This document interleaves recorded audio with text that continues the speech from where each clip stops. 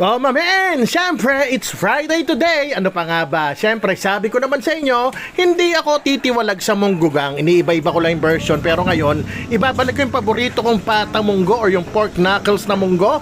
Kasi ang sarap ng knuckles, mamen. May mga litid yan. At siyempre, dito tayo kay Suki! Shout out! Shout out. Ay, shout out yung vlog niya, nahiya pa.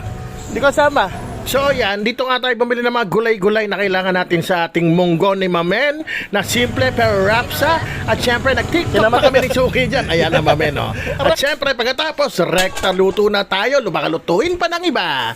O, basic na basic nga naman ang tirada dito. Ayan na yung patang nabili natin. Hugasan ko yan ng 3 beses pero may anggo pa yan. Kaya gagawin natin, paukuluan lang natin naman kahit tag-1 minuto kada isang side para mag-amoy baby na siya.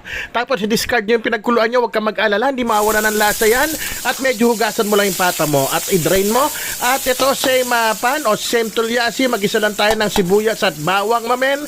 At dahil mura ang kamatis ngayon, 2 malaki ang kamatis na nilagay ni Mamen dyan. Ayan. At syempre, gisayin lang natin yan, padapain natin ng konti para talagang lumabas ang natural juices ng ating mga aromatics. At yan ang magpapalasa dyan, Mamen. Gayahin mo yan, bumili ka ng bagoong 5 to 7 pesos, goods na yan. At sukaan mo mga 1 kutsara at paminta to taste, Mamen. Yan ang magsisilbing pampaalat niyan at umami. Hindi na tayo maglalagay dyan ng patis, ng nor cubes o ng chicken powder, mamen. Ayan, nung medyo nadapa-dapa na ang ating kamatis at ibang aromatics ay ilalagay na natin ang ating napakabangong pata o pork knuckles na amoy baby. Amoy ninuko, amoy angel's breath o sa mga nakakaalam dyan. O alam niyo ko na kung ano edad nyo. Ayan, unting gisa lang yan, mamen, kasi dadaanin naman natin sa kulo ito. At mabango na nga yan. O yan, o, lalagay na rin natin yung munggo. O ito, rekta-rekta na. Hindi ko na hiniwalay yung luto ng munggo. Bakit mo ihiwalay pa?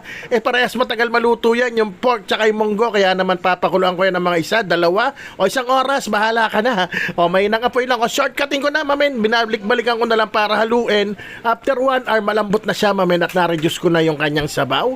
Ayan ang gusto ko sa munggo, mamen, yung gulping-gulpe. Sabay lagay ng ampalaya at tokwa, mamen. Pero diskarte mo, ang gusto mo yung medyo buo-buo pa, ontian mo na yung tubig na ilalagay mo. Ayan, o. At pakuluan mo mga 30 minutes, 30 to 45, ayan, 1 hour, super lambot na, mamen. Yan ang gusto ko dyan, yung super lapot. At syempre, dahil nga mura ang kamatis, nagdagdag pa ako para may lasang freshness ang ating munggo, mamen. At maya-maya lang, dinagdag ko na yung paborito kong dahon, mamen. Ayan, dahon ng ampalaya. O, kala nyo kung anong dahon, ha? Tapos i-ready mo na yung kanin mo kasi magsisiba ka na tayo, mamen. Kaya naman, sisigaw ko na. Rapsa! Men? Mamen, super dali, hindi rin ka mahala na naman. At higit sa lahat, napakasarap na version ni Mamen ng munggo. Ayan, Mamen, lapot niyan. Kain na rin kayo, Mamen. Rapsa! Ay! Tagay Cup. Pwede niya ng Shopee checkout yan, Mamen. Check nyo lang, hanapin yung page natin, same name, sa Shopee. Paano? Isisigaw ko na. Rapsa! Men?